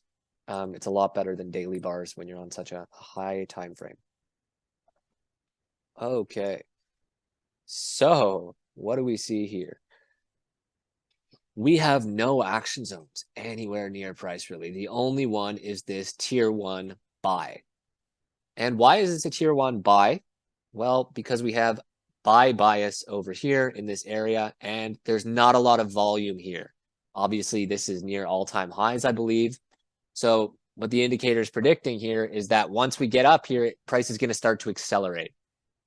Psychologically for traders, one of the reasons for that is probably because it's kind of like we're breaking out, right? People are looking up to where basically blue skies. People have not traded up there before. We're obviously not going down. So the indicator saying this might be a bullish accelerating area. If we get up to there, we might blast up higher. And that might be a pretty clever idea. I would think for a risky long trade, for a couple reasons. So we came up to this level, which acted as resistance down here around 440, liquidity capture, bounce. Then we came back up to these kind of resistance area. There was a liquidity capture, so a ton of shares changed hands. There's a lot of volume here, but the bulls won. So even though there was a lot of volume and it had trouble breaking the level did get broken. And now we're still powering upwards. So right here, this actually might be a risky trade, but a spot to buy some shares. And we're in the bottom of this action zone, which is nice. You can see here, that's at around 453 is where this consecutive zone of buy volume. You see, look, 32 million shares. Maybe I can make that a bit larger, but this might be a nice area to buy a little bit of a position, expecting that we're going to thrust upwards. That's going to act like a launch pad, or what's a better word? A leapfrog or something like that, for us to push upwards to this resistance. So it's kind of like we're expecting, like Daniel said, that we're going to test this resistance, but we want to get in before that happens so that maybe we could sell at a resistance. Because if we buy here, you know, that's a 15 or a 10, $12 gain per share. But of course, you know, this is a pretty extended blast upwards. And So Nicholas, that would be risky. Yeah. Norman suggested to look at Coinbase coin on the 5 minute because he spotted a tier 2 sell there. So what do we see on Coinbase? Let me just pop on. I think I'll leave Liquidity IQ on the 30. Coinbase. And this is a super volatile stock, eh? And indeed, there is a tier 2 sell. We have bearish momentum. Okay, we're coming down to that cluster. And yeah, it could be interesting to see if... Yeah, for sure. This tier 2 sell, right? Like this might act as a ceiling here and resistance. Price might fail to break through it. And then we have the thing with this trade, though, and like I don't like day trading stocks like this. But I understand Coinbase is super volatile. So it might be more like a future in that respect, because I think this moves a lot with crypto. If you take this short, just keep in mind that there's a good chance once price goes above here, this is going to swap to a tier 2 buy, because now it's not going to be acting as resistance, it's going to be acting as support. And then above here is another one to go long. But what I would see here, like Daniel's saying, is there's a cluster down here or a bias block. So if you go short here, all you have to do is drop down $2, and now the selling's probably going to accelerate, because logically we're losing this pivot, we're losing this pivot, and we're entering into an area where people like to sell. And on top of all this, there's low volume below. So price, as we've seen before, may just power through that zone down to the lower end of this volume profile, which can act as support. So yeah, but I think here I would wait on my feet to see what is price deciding to do. Is it actually bouncing to the upside, and it's a possibility, or do we see some bearish action? If we do, you can see it just flipped over. This is what Nicholas meant, because, and we teach this tomorrow, so you learn how to interpret these tier 2 buys and sets, because they happen at these zones of control, these biggest clusters of volume, and depending on where price is in relation to that zone of control, it's either a tier 2 sell or buy, and you can see this flickering. And what you want to do there is to wait until price actually makes a decision. And once price made the decision and we enter into these lower volume nodes, ideally with a bias on, with a bearish bias in addition, then this could be an interesting idea to short this stock potentially. And it's an important thing too. So I would actually just if you go short here and then it swaps to a tier 2 buy, that doesn't mean, as we said, the indicator, it's not telling you buy now, it's a guide. So even if we went bullish here and I shorted, which I think isn't a bad idea, I wouldn't just exit, right? I would wait for what my original plan is to play out, because like you can see, if it swaps back under, it can change color, it can change to a sell, but you need to know the context. So the reason why I would prefer going short here than long is because look what surrounds price: sell bias and lots of sell bias. So the cards are kind of in the favor of a short position more than they are a long position here. One thing I would keep in mind, though, that would maybe change my judgment or make me exit my short is if we go short here, look what's right above price. So these are like little intricacies, but you get used to them. We have sell bias up here, but right above here, we do have 2 levels of buying bias with significantly more volume, right? These bars are bigger than the sell bias that's up here. So there's actually more of an argument for buying pressure right here than there is for selling pressure right here. So although I do like the short more than the long, if I went short, I'm actually probably going to set my stop like right here. And I'm going to set my stop here because, well, one, it's nice that there's a pivot there, but I know that there's a lot of buying volume there, and there's more buying volume here, um, almost in aggregate than there is in this whole selling area. So if I go short, I'm probably going to set my stop like right here above this pivot, because if that pivot gets broken, I'm thinking, all right, now it's a tier 2 buy below me. By that point in time, if we go up there, the volume profile will actually likely shift bullish on this bar. It'll become a biased block to the bullish side, and now things aren't so much in my favor. But at this point in time, the overall trend also is bearish from the guidelines. I do think that tier 2 sell is a little more logical. But I don't know how much, there's a lot of things taken into consideration. I think it's a better short than it is a long, but also, doesn't Coinbase move a lot with Bitcoin? And how's Bitcoin doing? Isn't Bitcoin doing pretty bullish? And it's breaking out right now. So, a lot of things to consider here. And you can see as Bitcoin breaks out, look, it's trying to make that push. So as we get up into here, it's probably going to start to accelerate back up to where our stop would have been, because that's where people like to buy. And then we'll see how the volume profile develops. And yeah, Chris says, thanks for the explanation. He actually used this information about, which blocks are surrounding price right now to get out of his short position in silver, which he acted on a bit earlier. So great. Oh, nice. Thanks, Chris. I'm happy you were able to use this information. All right, so let's do another review of where we are with the different symbols. Perhaps we can spot another trade.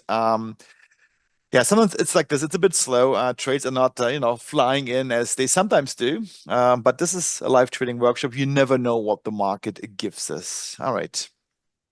And Okay. one point I want to mention too, Daniel, before you go ahead, is also to really take into account the fact that we are also looking at the 15-minute, right? We look at the 15 and the 5-minute. That's why liquidity IQ and our other indicators are multi-time frame, because you don't want to have time frame tunnel vision where you're looking at the small picture too much. You want to make sure things line up, ideally across time frames. Good point. Yes. Okay, so let's see. Where are we? Let's do a bit of a recap. Where are we with Dow, micro Dow? Let's start with that one. That was our trade that we took in the first minute of this live trading workshop almost. And that, yeah, it's still our only trade. But let's see if we will, yeah, I guess this one is a bit in no man's land right now, but if you can spot some other trades. So this one here, yeah, somewhere in no man's land, no action zones nearby. So let's move on from that one. Yeah, and just make this slow. Yeah. Okay, so this is NQ on the 5-minute. What do we see here? So we do have a tier 2 buy zone somewhere nearby. It's at this cluster there, this high volume node, this point of or zone of control, so to say, and is bullish. It kind of contradicts the overall sentiment here on this 5-minute chart, which is bearish. I wonder what the 50-minute chart says in terms of This overall will swap sentiment. bullish too, Daniel, very quickly. If we get through this zone, Yeah, I think this drift down on the 5-minute. And if you remember on the 15-minute, like you're saying, to look at, it's bullish. If we look yeah. at the 15-minute, it's much more significantly. And let me just click here. I want to make sure I'm on intrabar. Oops, that's liquidity IQ, intrabar data. So I really like NQ here for a long. It's just we're up so much in the last little while that it kind of scares me. We're getting up to this area where there's lots of noise, right? And everyone, a lot of traders went long here, let's say, expecting us to go over up. And if they didn't sell as we're dropping down here, once we get back up there, we might start to see some resistance. We came down here into this buy block, kind of like a zone break retrace. I think what I would like to do on NQ is I would like to wait for a little bit of a pullback to 21, and I'm on the 5-minute chart. Let's just wait for volume IQ to load. I would want to buy it here, right? I think, and just like we did on Dow, we don't have to wait for it to come right to there. You just want to know that, hey, that's backing you up. So if we have a little bit of a retracement, maybe the trade of betting we're going to stay above 21,700 basically is a good idea. Set the stop loss like here, something like this, 2160s, 21,660s. Yeah, Nicholas, pull up just for the fun of it, 6E, the Euro futures. Because Chris was pointing out there's potentially a cell forming there. Let's have a On quick the look. 5-minute, Daniel? Yeah, let's do the 5 minute. So a potential zone break retrace to some extent there. So Okay. we are, Oh yeah. it's very bearish. If you look at all these bearish bias blocks surrounding price, we came down a long way, had a bit of a retracement, and now we are, trading into this resistance level, which, well, has a lot of selling pressure all around. So potentially this could be, yeah, I think that's great. Yeah, because look, we have the on this 5 minute chart, and I know I don't really look at FX. This FX futures, Dino, you said. yeah, FX futures, the Euro futures. So I'm not really I'm not that familiar with FX futures and what time frames to set liquidity IQ to is going to be the best depending on the time frame. Like you can see, there's a lot of zone breaks here where then price just snaps right back through it. But what I do like here for the zone break retrace is it's very easy to find the spot where it could be a good place to short and a good place to set my stops. So on this chart, I don't really think this level is going to hold that well as resistance. But then we start to get into an area with sell bias, right? Like right here. So one potential trade can be wait for us to get into here and then start scaling in short and then place our stop like right up here, right in this neutral zone, or wait it out, enter in a little bit, like scale in a bit, and then plan to really scale into our full short if we actually come all the way up to the tier 2 sell right Yeah. here, kind of like we did with the Dow, where we went short on the liquidity IQ test or where there was sell bias, but we didn't rule out that it'll go way against us, and then we'll add in more short. Yeah. One word of caution. This is, first of all, a mini contract, not a micro contract, and it's a very expensive one. So here, even if you just have one contract on, you easily will risk a lot of money, much more than on the micro Nasdaq. So keep an eye on this, and maybe Nicholas, real quick, just show them how they can estimate the cost of a trade and what they would risk, just hypothetically. Let's just enter, maybe let's simulate entering with the trading panel to see how much we would risk Uh, if we place our stops at certain levels. micro natural gas there is really turning out well. Looks like it's a good zone break.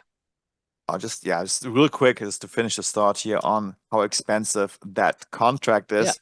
So what you guys can do is you can, and don't place the trade, just use this panel to simulate the risk. So let's say you enter here and you put your stop loss, let's say at maybe at this level, at 105. Yeah. 105, an easy level. So that's $500. That's Canadian.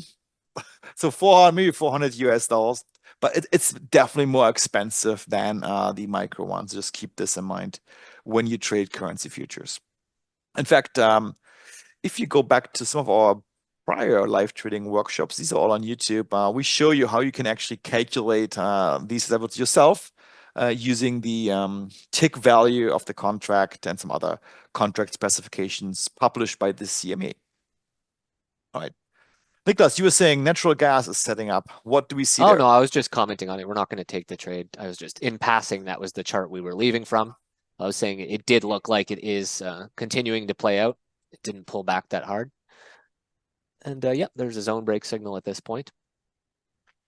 All That's right. micro natural gas, silver. That nice trade there. I think it was Chris because it's pulling up a bit.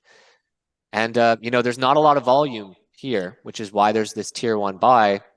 So if we come up to there, that's probably going to act like an accelerating factor. It's going to go up more because the reason why it's on a downtrend, right? So not a lot of people bought here. And just logically or intuitively, for me at least, this isn't necessarily a fact, there's not a lot of volume here, right? Tier 1 buy. So if a lot of traders were short from all the way up here and price came all the way down here, there's not a lot of volume there. What does that mean? And in fact, look, there's no sell volume there. What does that mean? Well, it means anyone who's short from up here and in the profit, they did not cover there. So maybe as we start to come up here, they're going to be thinking, oh, maybe I should have taken my profits here, right? Because nobody did. There's no buying volume. So, yeah. So then people, as it comes up there, short traders might think, hey, well, oh crap, well, the money I left on the table is starting to disappear. I'm just going to take my profits now. And that'll drive it higher as they buy to cover. Let's check out Coinbase. Still indecisive. Bitcoin, maybe. Whoa, breaking out. That was a good idea, Daniel, but it was too risky for us to enter. Yeah. Also looking through some charts here myself. Yeah, too bad the market is a little bit in no man's land for many of the symbols. But guys, perhaps this is also one takeaway. Trading is a game of patience, and you just wait for the right moment to come along because that's when you make your best trades. Over trading is seldom a good idea. I know you have to be able to sit on your hands, observe the market, and then just execute the trigger when everything lines up, and you are comfortable with that trade. And goes into trading psychology. If you are if you feel, oh man, I made this trade prematurely, I rushed it, I just was trigger happy, you will get nervous much quicker because you feel like, oh, I didn't do all my homework. Then, you were patiently waiting, you made all your homework, you checked all the boxes that are important to you, and then you pulled the trigger. Because then at least you know, okay, I've given it my best judgment. I pulled the trigger. It still may not work out. At least, psychologically, it's a much more comfortable spot.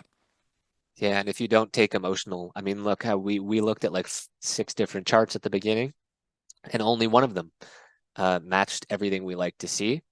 And the good thing about not pulling the trigger prematurely like that or over trading is if you're over trading, you're never going to know what kind of trades work and which ones don't because you're just making impulsive decisions. Instead, wait for everything to line up and just repeatedly look for those patterns where hey, why did we take this MYM trade? Because it was a zone break retrace.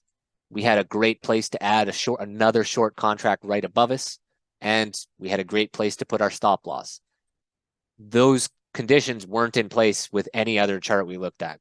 So I know that when I see this again, well, hey, it's worked for me in the past. Yeah, and we didn't take any impulsive trades because if they work out, well, it was a gamble anyways. You don't really know why it worked out, right? Because you were just making an impulsive decision.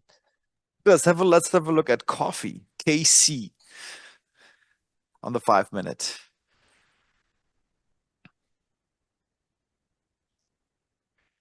Thanks, Chris, for sharing all these symbols. It does have a tier 2 buy right now as it's hitting support.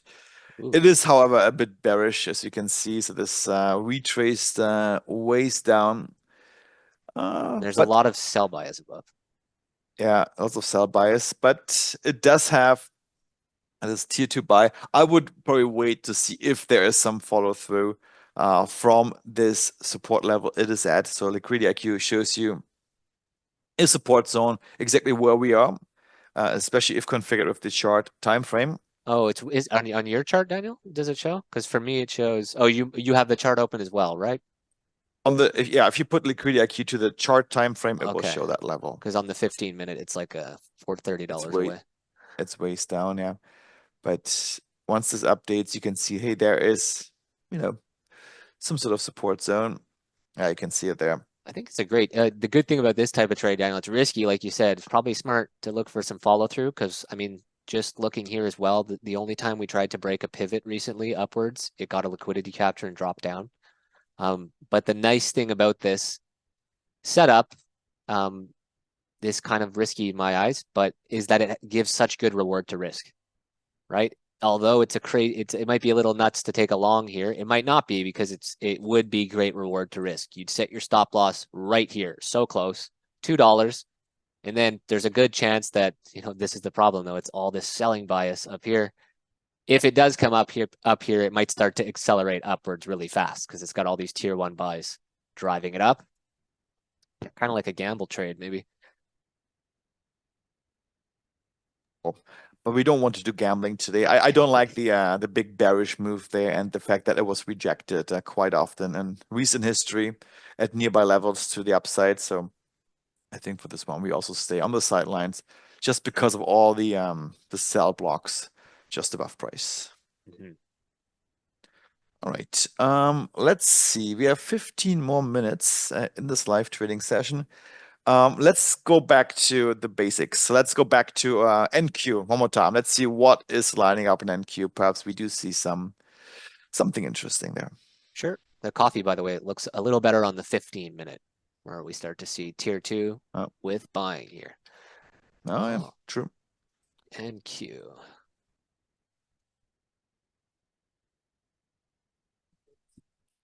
And here, oh, this is the 15-minute. And I'm actually on a different chart than we were on before. I'm on, and it should pretty much, I had this on the 15-minute, it should pretty much be the same on NQ as it was on MNQ. Once Liquidity IQ recalculates, yeah, we still have that tier 2 buy right here. I still think it's a good place to enter if we come down to where we get into this buy bias. Even right here, what level is this? All the 27, 21, 710s. I think if we come down to like the lower 21, 700 to 21, 710, could be a good place to take like one single contract, then enter in another single contract at the buy zone, and then put your stop right here. We already went over the setup several times, but I still think it's still valid. Good point. What about Dow? Let's go back to Dow. Let's have a look. Maybe Dow is our destiny today. Who knows? Okay, so price did retrace, and what a good call, because I'm still impressed by this. Where you had the inside, hey, let's cover our position there. Price retraced exactly from where you thought it would, and now it is in between support and resistance. And actually, somebody brought up a question: hey, what is a magnet zone? So a magnet zone, maybe just hide real quick, like volume IQ, so we can explain this. So a magnet zone, and Let me go right here, Daniel, where there will yeah, be a, oh, actually, it won't be. just to explain this a little bit. A Uh, magnet zone is when price is kind of caught in the middle. In between, we have it here, between support and resistance. So you can see it here. We have support below price and resistance above price. And price is somewhat center. It doesn't have to be exact, but somewhere in the center, in between these two zones. And this is what we call a magnet zone, because in the near future, our bet is, hey, price will not hang out there too long. It's going to gravitate towards either support below or resistance on top. And if you use MA Rush, in addition to all this, for those of you who are um, using our Liquidity IQ package, you can use oftentimes the MA Rush sentiment to make a judgment call. Hey, where is price going to go next? And in this call, if you just look at MA Rush and hide, oh, I just changed over. I didn't see that. MA Rush is bullish, so your call could have been, hey, my educated bet is price is going to approach the above resistance zone first. Of course, hindsight is 2020. I believe this is not what happened, but let's just see if it. Yeah. Just to prove me wrong, it just did the opposite. But oftentimes you can use ME Rush to make that call, or at least to make an informed decision. All right. So this is what a magnet zone is all about. Okay, so what else can we look at? Let's look at oil, perhaps. Yeah, CL, and just a few more symbols to see if we can spot another setup as this session is wrapping up. We have 10 more minutes to go, give or take. Keith says very productive and informative session. So Keith, I'm glad you found it productive. You only took one trade, but at least that was a great trade. It actually worked out picture perfect, exactly the way we planned it out. So oil is in a similar spot as which symbol was that prior, where we were um going back and forth between. No, keep it on. Just to okay. So let's go back to oil just to keep. Yeah, exactly. So here we are near this tier 2 sell area, but once again, since price is so close by, it can switch to a tier 2 buy, because that's obviously a very contested area. There's no bias in this area, as you can see this, very strangely, but above this, we do have sell pressure. So if you buy into the thesis, hey, that oil will lose further ground today, uh, an interesting idea could be to see if this resistance level, this point of contention right now, is holding up and will not allow price to penetrate to the upside. This could be an interesting sell setup, especially with all the uh, sell pressure above. So, and the nearest sell bias below is quite far away. So we do have a bit of a support there as per Liquidity IQ, but then the nearest sell bias is a bit further below. So perhaps something to See, this is, yeah, consider. it's a tricky one because it's all neutralish in here.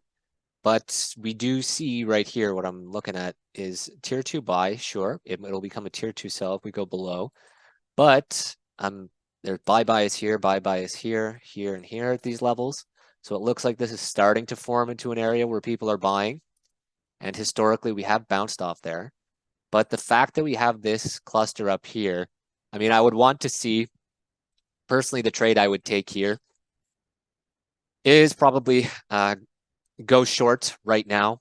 And I'm not going to do that now. We only have 10 minutes, but go short right now and set my stop right here. So right above this pivot just to see what happens. But that's kind of, a little risky play of a trade. I know I'm only risking 15 cents. What I think is probably going to happen is this is going to carry through this signal. We're going to come up somewhere into this region and then more, we'll have to wait for stuff to develop. It's kind of like it's in no man's land, but we do have a couple things, validating the bearish idea, which was this was just a tier 2 sell. We have pressure selling up here. And the zone break retrace hasn't happened yet. Oftentimes we retrace down to here. But yeah, it's kind of a strange setup right now. We can also see, even though these are sell biased, right? This is all like this block right here is sell biased. Look how little volume there is there. Does it really matter? Whereas all the volume is down here and it's actually starting to be buy biased here, and that's where there's the most volume on the entire chart. So yeah, I would wait to see what happens, and then if it does blast off from this tier 2 buy, maybe wait for a retrace to get in. But Nicholas, an interesting question came in, and actually this threw me off a little bit too at the beginning. Somebody wants to know, and this is just for Liquidity IQ, his colors for support and resistance are flipped. And I believe that's probably also the default. Did you make any changes to? oh, that's oops. Yeah, you know what I think? Guys, let me publish this today. I think I noticed that it's strange that we had green for resistance and red for support. The idea was that if you break through resistance, it's bullish, so it's green. And if you break through support, it's bearish, so it's red. But then we had some people asking, that's kind of strange. You should put resistance as the redder one and support as the greener one. So I made this change internally. So my version has the switch, but yours doesn't. We never published it. Thanks, Nicholas, So for let me letting us push that all out. know now after you confused us. Yeah, I keep the better version for myself. Yeah. Yeah, guys. So that's probably a change we are going to publish, and we're just trying it out internally now. And but you know what? They are labeled, so you can just put on the labels to see what they are. Even the colors are a bit different. And logically, it does make sense that resistance is reddish because price may have a hard time going above it. It might rather bounce off to the short side, so reddish. And support, where price may bounce off to the long side, is greenish. So And you good, could, yeah. good point. Yeah, uh, it also confused me at the beginning, but I just didn't want to speak up. But And yeah, good point. you could also see on mine too, these little lines. I don't have the labels, even though I have mentor mode on to show the support resistance zones because I was making some changes internally. Okay, Yeah. so And sorry, Nicholas, just because the question came in. Good question, Ron. So if we do publish a new version, and if it's for TradingView, then you don't have to do anything. You will automatically be, first of all, notified, hey, there is a new version available. And secondly, it's automatically installed into your TradingView profile, and you can just remove the old version from the chart and reapply the new one. That's all you need to do. So no installation whatsoever is needed for that. yeah, and I think actually TradingView made that improvement. I'm not sure if you just mentioned this, Daniel, but on your indicator up here, there will be a little icon and it says, hey, an update is ready. And you just click the button and it'll update it. Okay, so I'm checking out soybean futures. This was from Chris, I believe. Just And feeding us all these good symbols today. yeah, so here, what do we see on the 15-minute chart? Let me make sure liquidity IQ is on the 30. Okay, so there's a tier 2 buy here, and this is kind of like a magnet zone trade. I'm actually curious what MA rush is going to look like. Little strange on the 15-minute because the big tier 2 is a buy, but well, that's actually a nice way to set reward to risk because right below that tier 2 buy, we get into distinct selling pressure. Sell, neutral, sell, and support down there might break if we come down to it. MA rush is bullish. which is good for this signal here. There's higher reward to risk, not very good, but higher for long than short. And buy bias on this level, this level, this level, this level. That's nice for the tier 2 buy. I would, yeah, I'd maybe wait to see if we get down to this tier 2 buy area and then go long. I don't know what you were thinking, Chris. This is on the 15-minute though. Let me check the 5-minute. Maybe the story will be different because I don't like to trade the 15-minute. I trade the 5-minute, but I just wanted a big picture. I never see this contract. Oh, it's very different on the 5-minute. So here, in the short term, maybe we'd want to see how this plays out. So maybe, Chris, this is what you were referencing on the 5-minute. There's tier 2 sell right above us with a bunch of selling pressure. Down here, this buying cluster is where that tier 2 buy was on the 15-minute. And we're dropping down into that right now. This might accelerate downwards. Yeah, I don't know. I don't feel so bullish on this one now that I look at the 15-minute. And one thing that could have told us, zoom in, don't have time frame tunnel vision, is it's bearish biased on the 5-minute, super bear bias everywhere. If we go to the 15-minute chart, this was the 5. It's, even though we have a tier 2 buy, which could be a good long, it's also bearish biased. At least overall, it's telling us the trend is. So just how quickly things are going to the sell side on the 5-minute makes me wonder about this buy. But there are some things lining up for it, right? There's like kind of contradicting factors. Not that much confluence across the indicators. MA Rush is bullish on the 15-minute and the 5-minute. I think it's a cool idea to go for a long here because the stop would be right down below it. Like you go in, what is this, 99? How do you pronounce that, Daniel? 991? Then what's the name for the symbol? Oh, 992.0. Just call it 992.0, I thought 992. you wanted to say 99 Luftballons, the German song. Oh, because you're asking me for pronunciation question as a German. Yeah, whatever that. What is this contract? It's like Oh, a this is it's in degree soybean. notation. Yeah, not too certain how to pronounce that, but yeah, This looks like a good because it's like kind of volatile up and down. Although we have been seeing a lot of roller coaster action here, and this does look like it's about to dip down. I think this is a decent little single contract long with a stop loss right here. Like enter here, get out right here. I think that would be interesting. On the 5-minute though, it's definitely a bit of a short bias chart, but MA Rush is bullish, so it's hard to say. yeah. And Nicholas, let's just go back one more time to our micro DAO contract because I want to answer one question for Donna on that context. Let's put this one on. Let's have a quick look if there are any new revelations here. MA Rush went bullish. Look down here. Yeah, but you know what? If you bet on the fact that history may repeat itself, we may once again enter into another zone break retrace trade here. We're coming up once again to our broken support level, which may now act as resistance. And if we actually do, not much has changed from the picture before that. So that is still a valid setup. And, maybe you're going to reshort it again. Why not? Maybe, as I mentioned before, DAO, micro DAO is our destiny for today. And Donna had a question. Now this brings me back to what I wanted to say. Donna wanted to know her Ninja Trader chart. This is for Liquidity IQ. Doesn't match level-wise with our Trading View chart. So Donna, there can be several reasons for this. First of all, make sure you have extended hours on your futures. If you're only on regular hours, then it will not match up. But also make sure that the reference time frame of Liquidity IQ is set to the same as we have here. Nicholas, which one do we have here? Just real quick. For We reference have it time on the frame. 30-minute, on the 5-minute here, Daniel, but I'm honestly not off the top of my head 100% sure that we were able, because TradingView allows you to reference any time frame and make your custom time frame. So we went overboard on TradingView. I'm not 100% sure that it will even match if you select the 30-minute. I'm like checking the code base right now to see if that's right or wrong. Yeah. But definitely, And Daniel, those steps that you mentioned are step number 1 is load a bunch of bars and set it to the right time frame. If you're on the 5-minute chart and on Ninja on the 5-minute and you're setting, first of all, make sure extended hours is on because we have it on. But if you set it to the 5-minute chart and you're referencing the 30-minute, that means the reference time frame is the 30 minutes. So Liquidity IQ is looking at 4 time frames even higher than that. So going up to like the 2-3 hour time frame.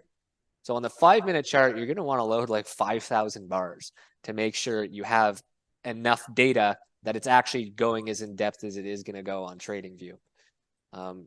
So yeah, just keep that in mind. Donna, 3 things to check. Make sure it's extended hours are on. You have the 30-minute as your reference time frame, and the number of bars loaded in your data series is large. So 5,000 was recommended by Niklas. So that's the indicator can look back far enough to establish all these swing points across these higher time frames to calculate the support and resistance levels properly. One thing here, sorry, did you want to say something, Daniel? No, that's about it. Yeah. Okay, I just wanted to mention something about this. So this, like you were saying, Daniel, still history might repeat itself. Great place to short. Why is it a good place to short here? Because zone break retrace, this is resistance now above us, and there's tons of selling pressure. Look at how much selling pressure there is. Look at this bar. There's like no buying volume. But there's a tier 1 buy zone here. So what's going to happen? Well, if we come up to this zone, what the indicator is telling us is there's not a lot of volume there. So if you get there, it's probably going to blast upwards through there if it makes it all the way there. But then what's going to happen is if that remains a low volume node, once we're above it, it's going to become a tier 1 sell zone. So it's good to be able to know what's going to happen in the future so you don't like get faked out by these. Because if you go short here, you might think, I don't want to go short. There's a tier 1 buy zone above us. That's not bearish. But that's just telling you that if you go up to there, we might just go quickly up a little bit. Once we're above it, well, now the low volume node is below us. So what happens when you get to a low volume node? You move faster in the direction you approached it in. So if we approach it from the bottom, we're going to move up quickly through it. But then once we're above it, if we go down to it, we're going to move down quickly through it. So it's going to be changing from a buy zone to a sell zone depending on if we're below or above it. So we're going to cover that in more detail tomorrow, but I think that's a good thing to know. Perfect. Yeah. Thanks, Niklas. All right, guys. So this brings us to the end of this session. Let me just see if there are any questions. Chris says, thank you so much.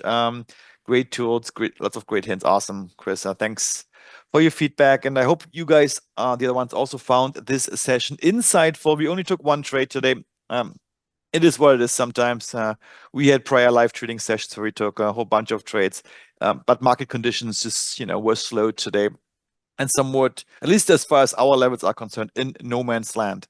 Now, a quick reminder, guys, that tomorrow we will be back for our masterclass session 1 of on volume profile trading. So don't miss it out. The invite was sent out to you. If not, send me a quick note. I will send it to you afterwards. And this masterclass will take place at 12 p.m. Eastern. But of course, as for all our sessions, it is recorded and the recording will be sent out to you. Also, the recording of this session will be uploaded to our YouTube channel very soon, this afternoon. So look out for it if you want to rewatch it, or perhaps if you missed out on some of the stuff, you can rewatch it on our YouTube channel afterwards. With this, guys, so thank you so much, Niklas, for walking us through Volume IQ and Liquidity IQ and the markets today. Kind of already, I'm excited for our next live trading workshop, which is happening for sure in the near future. And guys, see you all tomorrow when we both will be back to walk you through volume profile trading. Until then, guys, have a great trading time. Yes, Jürgen said insightful session. Great. Thanks, Jürgen. Benjamin said the same thing. Awesome. Thank you so much, guys. I'm super happy that you liked it.